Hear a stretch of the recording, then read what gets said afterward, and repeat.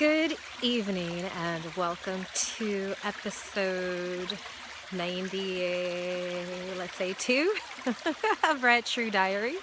I forgot to look before starting, and I know I'm somewhere in the 90s, early 90s I believe, and it's been 2 whole months since I last did an episode. The last one was memorably on Valentine's Day, and today is Sunday, April 10th, 2016, and believe it or not, in Philadelphia yesterday it snowed, so it's a bit chilly today. Not as cold as it was yesterday, but that's why I actually have a jacket on, and I couldn't find any good place to position my phone, so I'm recording this handheld style, and I'd also like to showcase the natural beauty of where I am. I have been at this location before, but just not along this part of the street. See? And before the sun sets, I would like to go for a walk here too. But yeah, I want to see if I could get a little bit of that sunset. Yeah, nice. Maybe I can position it against a rock here, because my arm just gets tired. Though I do like the intimacy that comes across when holding my phone along the way. It has to be, say, pick up a rock. Oh, almost smashed. Smashed my glasses here. So, okay. Without further ado, as I position my camera and myself, might be a little crooked, but that's okay. We'll work with it. All right, so great. Got a little bit of the stream in the background there. All right, where to begin?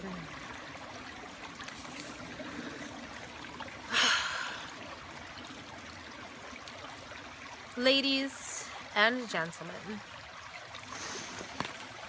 since I last recorded, I have had some epiphanies that I wish to share. And one of them is a personal account about women having a complex over being perceived as a slut or a whore for enjoying their sexuality and sensuality without restraints. And my personal story is that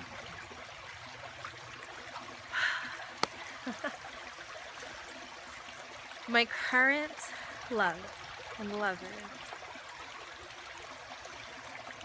has blown my mind, body, and spirit in so many ways, and is so reverential of the feminine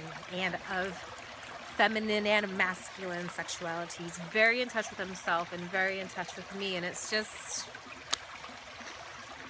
meeting him and being with him has just been one of the most amazing experiences of my entire life. And it has shown me a lot about myself, and I know myself pretty well, so some of these things were surprising, such as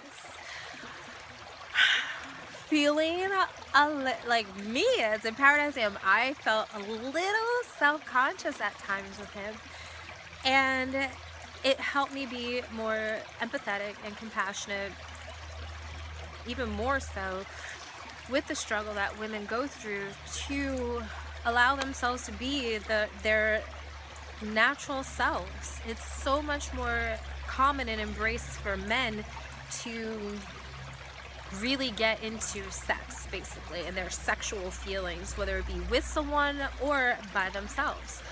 I felt this when I was with my lover once, especially in the beginning, when for me to orgasm with a person, I have to be very comfortable and trust them and not allow how they're perceiving me to occupy my thoughts. I mean, ideally when I'm with someone, I'm not thinking much at all, I'm just feeling.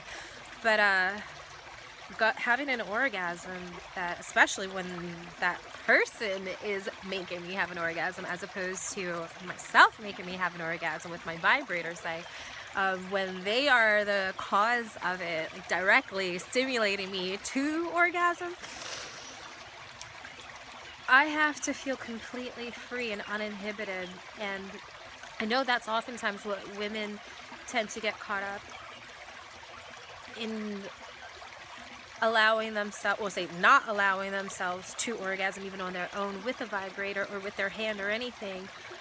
For what I've heard from women, as well as directly friends and such, as well as what I've read, the research says that too often women will not fully relax and not fully allow themselves to be taken by those sensations and feelings. And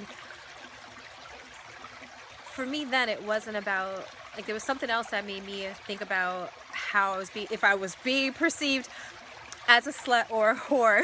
But I'll get into that in a bit. But I knew that actually my lover, when I even asked that, and I'll get into that in a bit, I knew that he didn't. And I knew what came to mind when I thought for just a split second, oh, I wonder how this must look to him in terms of me, you know, going into this state, because I have no problem doing it with myself. Like when I am about to orgasm, I go into a state where I lose control and I surrender to those feelings of whatever it is that my body is doing to take me over the edge and climax.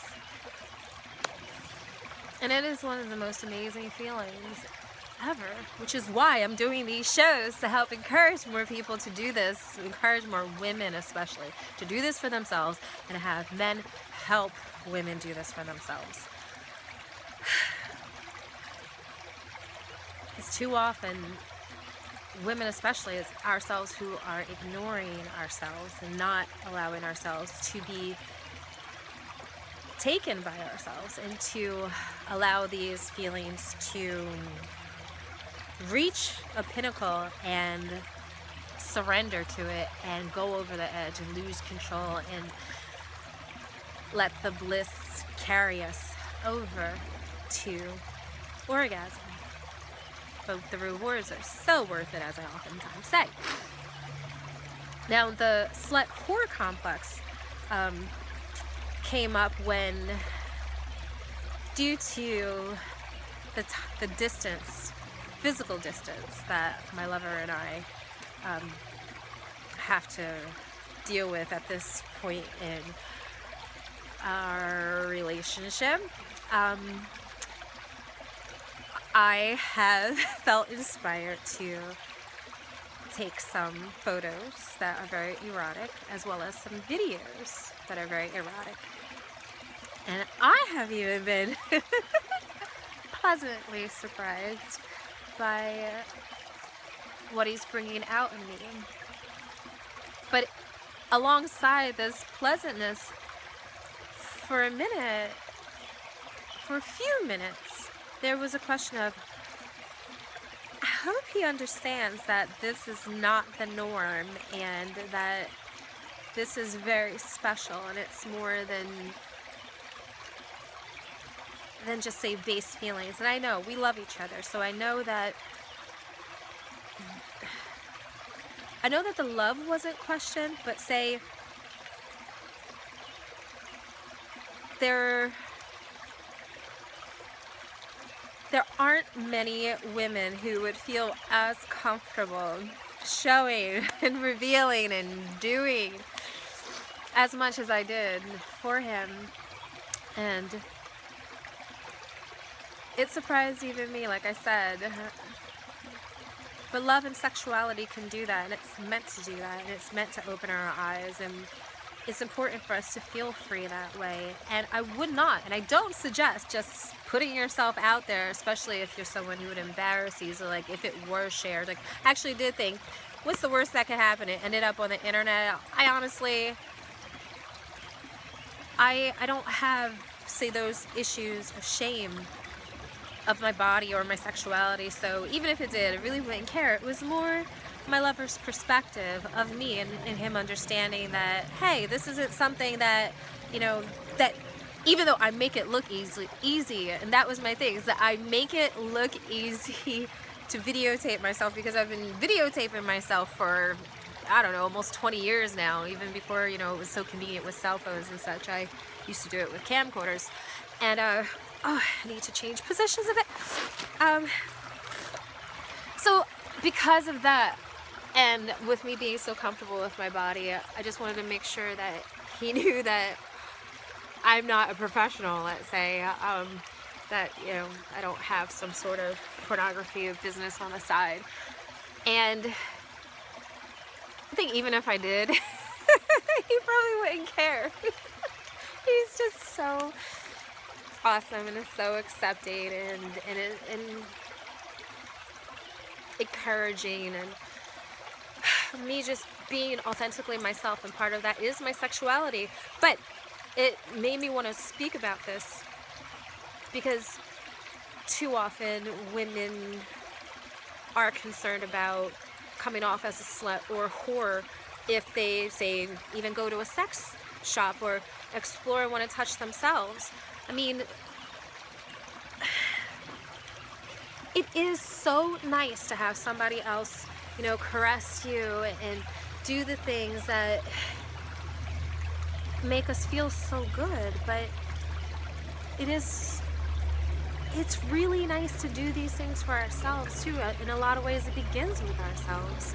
You know, to know what we want, to know what makes us feel good, and just not being as dependent on someone else. Again, it's nice when someone else does it, but to not depend on them to do that.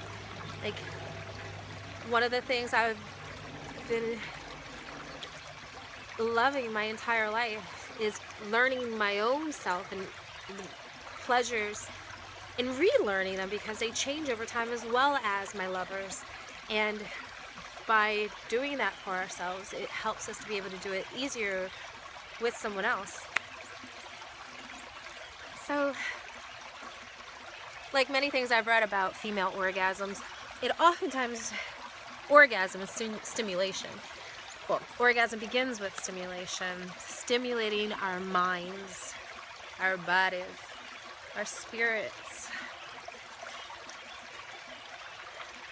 And it begins within, in our core. So consider going to that sex store in person or just online and browsing. There's so many things that can be explored, even, you know, just virtually. But it's important for us to open our minds to that and not feel shame or guilt around it. I mean, we are nature after all. It's perfectly natural and wonderful to feel pleasure. And one last thing I'd like to say is, I laughed, and it still brought a bit of sadness when my lover told me that he's almost 40 and still has 2 orgasms almost every day. 2. Now, I still prefer, personally, to have several, say 3 to 7 to 15 or so, if I'm feeling so inclined, every couple of weeks. That's my thing, like every week to 2 weeks. It's important to know what's good for you, but if it's been 2 or 3 months, or God forbid, if it has never happened for you, if you've never had an orgasm, or if it's only a year occasion or so, yearly occasion, please consider touching yourself more, or allowing yourself to be touched more, like in your heart, in your soul. Allow yourself to be moved, because your body and your mind and your spirit want that. It wants you to, as my lover says, it wants you to shine. Shine bright. Like Sia says, shine bright like a diamond. Shine bright like the sun, like the light that we, you, and I all are. That's nature. The lightness and the darkness, the yin and the yang. So if you've been in the dark, please come to light more often and help others to discover their lights within themselves, as I am doing my best to help you and anyone who's willing to listen and learn. That's it for today. I will be back sooner than later, and only a couple more episodes to go before my year commitment is up. Sorry, my battery's getting low. It was just telling me so. Anyway, thank you so much for watching and listening. I love you. I love you.